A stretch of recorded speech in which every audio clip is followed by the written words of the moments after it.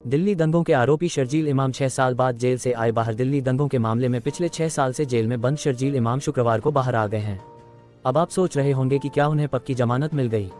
तो ऐसा नहीं है। दिल्ली की एक अदालत ने उन्हें सिर्फ 10 दिनों के लिए अंतरिम जमानत दी है।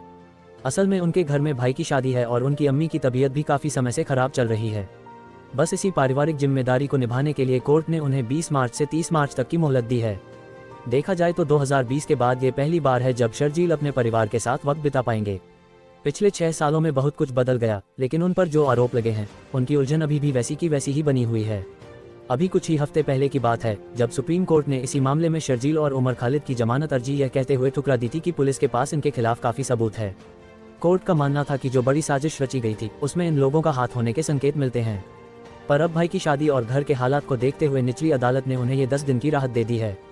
अब थोड़ा पीछे चलते हैं और समझते हैं कि ये पूरी कहानी शुरू कहाँ से हुई थी। बात फरवरी 2020 की है जब नॉर्थ ईस्ट दिल्ली में CAA के विरोध प्रदर्शनों के दौरान अचानक हिंसा भड़क गई थी। उस दंगे में करीब 53 लोगों की जान चली गई थी और 700 से ज़्यादा लोग जख्मी हुए थे। दिल्ली पुलिस का सीधा आरोप है कि ये सब अचानक नहीं हुआ, बल्कि एक सोची समझी प्लानिंग के तहत शहर का माहौल बिगाड़ने की कोशिश की गई थी।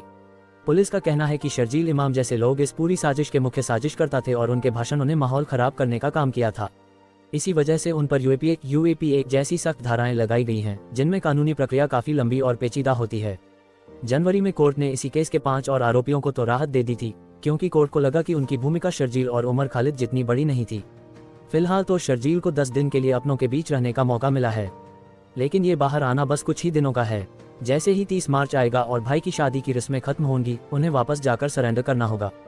केस अभी अदालत में चल रहा है और कानूनी लड़ाई आगे भी जारी रहेगी।